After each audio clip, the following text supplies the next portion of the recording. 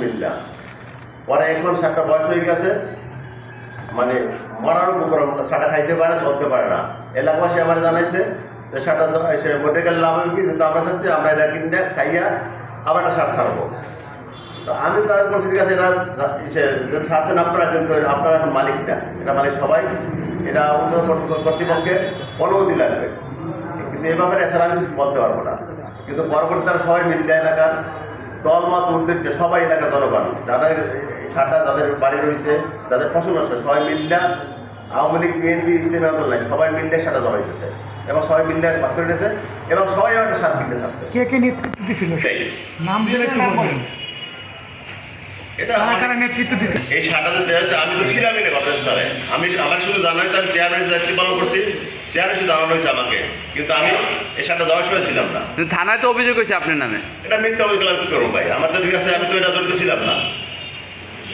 আচ্ছা, আমরা সামাজিক সারটা চাষ তারা 7-8 বছর আগে বলছে, সারটা চাষ 14-15 বছর আগে আমার এলাকার মানুষের কাছে সারটা বয়স হয়ে বুড়ো হয়ে গেছে। 7-8 বছর আগে ছাত্র আর বুড়ো হয় না, ওই অসুস্থ হয়ে যায় না। আচ্ছা, 3 টাকা না আপনার। এটা আমার ব্যক্তিগত, সামনে আমার আগামী নির্বাচন আছে, আমি ইউনিয়ন পরিষদ চেয়ারম্যান নির্বাচন ঘোষণা করছি, প্রার্থী ঘোষণা করছি। সেই হিসাবে এলাকার কুচুক্তি মহল আমার এদিকে কাছে বিভিন্ন হয়রানি করার জন্য, আমার সম্মানহানি করার জন্য এবং মানুষের কাছে বিতর্কিত করার জন্য।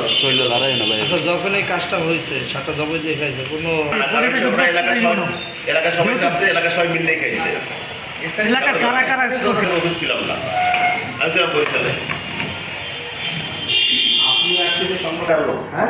আমাদের 8,000 লাগলো, গ্রামের লোক আমাদের। সারটা কয় টাকা বিক্রি? ওইটা বিক্রি করছিলেন কত টাকায়? মানে সারটা বিক্রি হয়েছে সম্ভবত আমি 93,000 টাকা বিক্রি হয়েছে। আর বাকি টাকা কি হয়েছে? বাকি টাকা আছে, টাকা কি আপনার কাছেই আছে? মানে 75,000 টাকা। 75,000 টাকায় আবার একটা কিনছেন বলছেন, আবার কি আছে? সেটা কি এই বাইরে? যেদিন সার জবাই দিয়েছে ওই পরের দিনই গেছে, 15 তারিখ সার জবাই দিয়েছে বুধবার, আর সারটা গেছে 16 তারিখ বিশেন্দ্র সরকারি বাজার থেকে। আপনারা যে সিদ্ধান্ত নিয়েছেন না, ওরা যে এলাকার সবার সম্মতি হয়েছে, এলাকার জনগণ মকিবের সময় সবাই এলাকার নিন্দা লিখিত কোনো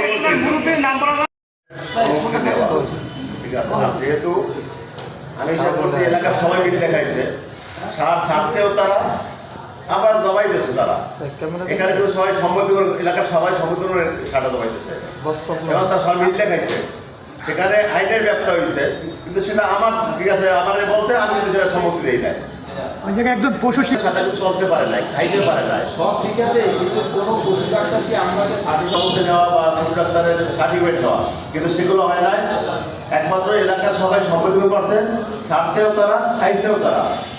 কে কে সার ছিল একটু সেই নামগুলো বলেন, আর কারা কারা এই ব্যাপারটা আমার সাথে চেয়ারম্যান আলাপ আলোচনা করছে, আমাকে জানাইছে, কিন্তু আমি তাকে বলি আমি বলছিলাম কর্তৃপক্ষের অনুমতি লাগবে, ঠিক আছে, কিন্তু আমি তো অনুমতি দিই না। ভাইজান একটু কথা বলি।